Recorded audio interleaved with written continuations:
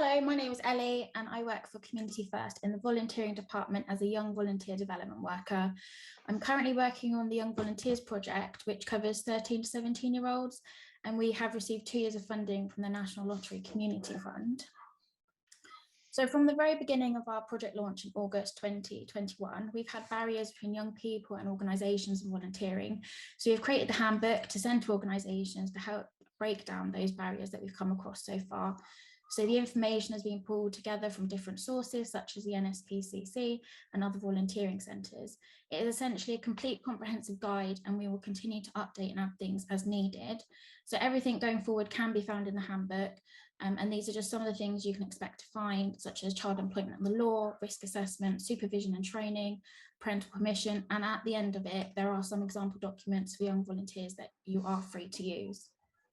So firstly, child employment and the law. So what is the difference between a young person and a child? So a young person is anyone under the age of 18, and a child is anyone who has not reached the official minimum school leaving age, which is the year they turn 16. So there are some legal restrictions that do not apply to volunteers. However, it is advisable to follow the guidelines set out in law and legislation to prevent misusing young people. An example of this is that under 16s are prohibited from making house-to-house collections for charities. So it's always important to make sure that the organisation has the correct insurance in place for young volunteers. This will be in your employer's liability insurance, and we can just advise that you go to them to double check who is covered and whether they can cover young people, or even if it's worth finding a new insurance broker to see if there are any more suitable policies. So the first act we have used is Section 18 of the Children and Young Persons Act 1933, and we would advise for any organisation to follow this. This does not directly apply to volunteering opportunities. However, any volunteering opportunities should not place unfair demands on the individual and should only involve suitable tasks and roles. For example, although a volunteer can be under the age of 18, we would advise they would have a parent or guardian present. Another legislation to consider is the Management of Health and Safety at Work Regulations 1999. We've used this one to help organisations when they're looking at current volunteering roles they have and what changes need to be made. For example, an employer must consider the layout of the workplace, the physical, biological and chemical agents that they will be exposed to, how they will handle work equipment, how the work and processes are organised, the extent of health and safety training needed, risks from particular agents, processes and work. And although these are not all relevant to the opportunities you might have, it is important to at least address them, as young people generally have a lack of experience, are unaware of existing or potential risks, and they do have a lack of maturity and knowledge. So one of the most important parts to working with young people are the disclosure and barring checks. It's not as daunting as it might seem, and we would suggest that at least one staff member, paid or volunteer, has an enhanced DBS check if there is an under 18 volunteering. An organisation not only needs to safeguard the young person, but also who they are volunteering with. So if the volunteer is aged 16 or 17 and will be volunteering with other young people under 18, they still will need a DBS check. And we do have a lot more detailed information about getting a DBS in our handbook. But an important thing we have noticed when talking to charities and non-profit organisations is that they are not all aware it is free to carry out a check for a volunteer. So next we cover risk assessments. And so for everything anybody does, there is always going to be a risk. Every volunteer opportunity should have been subject to a risk assessment already.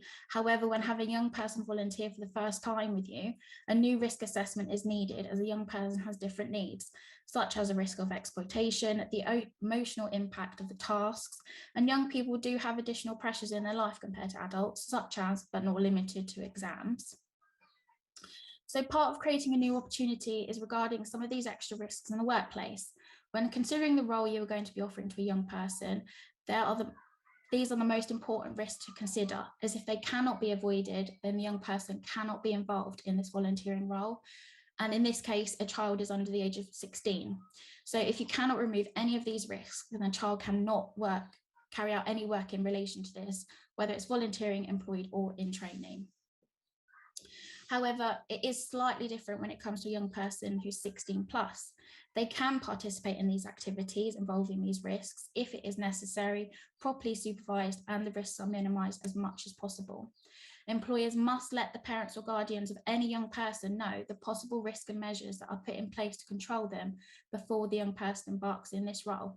This can be done in whatever way is simplest and suitable, including verbally telling the parents. So then we come across to parental permission. So getting parental permission is a very important item to consider, as it will ensure that the volunteer's parent or guardian understands what your organisation does, what the young person will be doing, when and where they will be working, and that they do actually consent to this. So under 16 should always have a parental or guardian consent before they start volunteering. And with 16 and 17-year-olds, it is just good practice to obtain permission if you can, but they should always have an emergency contact details regardless. So there are a few things you can get permission for, and they will depend on the age of the young person, what activities they're going to be doing, what locations they'll be at. And it's also important to not only gain photo consent from a parent or guardian, but from the young person themselves. And parental permission can be any guardian, carer or parent. And if they are over 16 and living independently of guardians and social services, you don't need parental permission. And for 16 and 17-year-olds, we suggest using your best judgment whether you need to consent for particular items. So when gaining parental permission, it's a good idea to have a written consent form to make them aware of the safeguarding policies you already have in place and what activity they're going to be doing. It's also just as important to find out the young person's circumstances. Do they have other commitments? Do they have exams coming up? Are they in care? Just as overall view of the young person could go a long way to making them feel like an accepted member of your charity. And you should also find out if the young person feels comfortable with all the activities in the role, and you should tell the young person and their parent or guardian what supervision they're going to be having, and as I previously said, to get that emergency contact information. So moving on to induction and training, with all volunteer roles, there should already be some form of induction and training in place. And it's important that you're able to not only provide the same level of induction and training to younger volunteers, but in some cases more. They should be treated with the same respect. And as they are younger and haven't had much or no work experience to date, then it should be expected that they need to receive more. And it isn't just enough to make this training available. It must be used by the young person and they must understand it. And organisations can ask other agencies to support training, and this is often at no cost, for example, this event today. So another different point for organisations to consider is obtaining and providing appropriate equipment for young people, as they might have a different size and strength to current adult volunteers. A small example of this is for a gardening project, they might just need smaller gloves and lighter spades. So safeguarding has been our biggest concern and barrier to date when bringing organisations and young people together. There is no real right or wrong answer to getting it right, but being mindful of the laws and legislations and asking yourself these kinds of questions can go a long way to getting it right. Right away, you should have at least one person present at all times who's had a successful DBS check. You can provide training and information to current staff and volunteers about supporting young people. You need to ensure that young people have a contact number so they can inform you if they cannot make it that day. And likewise, you need their emergency contact information. So here are just some questions you can ask yourself before having a young volunteer with you. Who is going to take full responsibility for the young person and ensure the full training and support is given to them? Who is going to deliver that training and when? Who is the contact for safeguarding issues? And what is included in that training? Safeguarding, rights and responsibilities, professional boundaries, health and safety, communication, and dealing with difficult situations. So safeguarding is not only protecting young people, but you will also need to safeguard those you're working with. For example, a telephone befriender for the elderly. On the outside, it looks like it'd be a good fit for a young person. They're able to work from home. They're not physically interacting with anyone. However, you have to think about that safety of that elderly person. It may be the only contact they have to the outside, and a young person may not be able to understand if that person is struggling or needs additional help and support. They may not think to report it. They might not even notice anything is wrong. And that is okay and completely acceptable to not consider a young person for that role. So with supervision, any young volunteer should have someone who oversees their work. There should be someone who is around while the young volunteer is undertaking that activity and is available for them to go to advice, information or support as needed. And they should also be aware of the work the young volunteer is doing at all times and be able to intervene in cases of any issues. So under 16s will need more supervision and support than 16 plus, but the level of support and supervision is dependent on the young person's maturity. There is a huge difference between a 13-year-old and a 15-year-old. So we do believe it would be good practice to have 2 adults overseeing or supervising at all times, as this removes another barrier if one person is not present for any reason, that there will always be someone available. And you must consider whether you can implement a consistent level of supervision at all times so that the safety and protection of children and young people is not impacted whilst in the care of your organisation. It cannot tail off after a few weeks, as the young person will do the same. Consistency and communication is the key.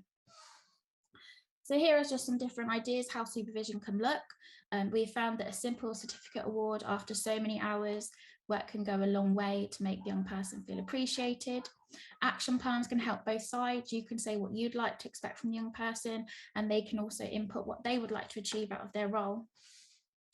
And as young people or young volunteers may require additional support to be able to carry out their role in a safe and effective way.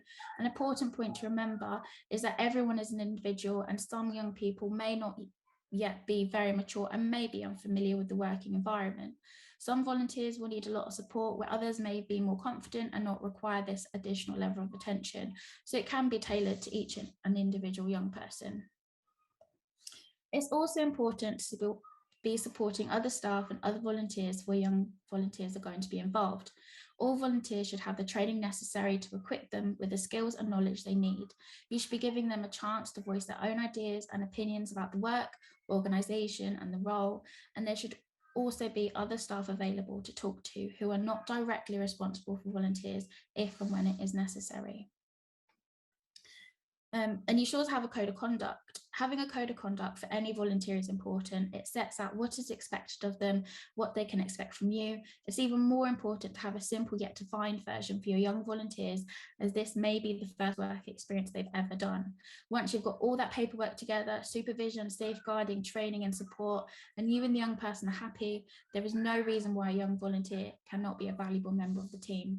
Don't forget to get that young person to sign it to say they've understood it, and to sign it with them as well. So with a volunteer policy, this can help cross any barriers between the young person and their role. It should be clearly laid out and explain expectations, and it should be signed by the young person.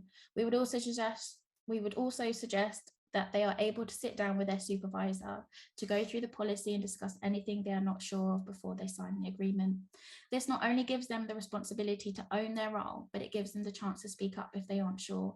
This should already be a standard practice for any volunteer, but with a young person, we would suggest that they have the same volunteer policy, but with an additional young volunteer agreement, and you can sign and tick off everything you've gone through to make sure that they understand it.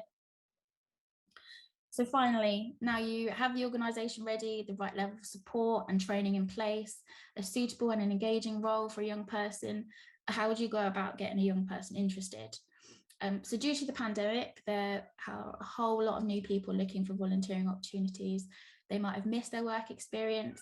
They might need a volunteering opportunity for D&V. So creating an exciting, new, different and engaging roles are the way forward. Young people still love the environment. They're huge on plastic free at the moment. They still love their animals and conservation, outdoor work. They've been trapped inside for 2 years and they want to get out. And they are much better at social media than most. So it's a great opportunity to get them to do it if you're stuck. And it's a great place to get a younger perspective as well. And, because a lot of 16 and 17-year-olds have missed out on their work experience, even the admin and business marketing side of things can be really valuable for them. So to spread the word about our project, we've been getting young people involved in the opportunities we already have, as we've been visiting schools, colleges, youth groups, careers fairs. Sweets have worked amazingly well to get them to come talk to you. And it's a great way to find out what they're currently interested in and what they want to do. And it's the perfect way to find a role that fits in.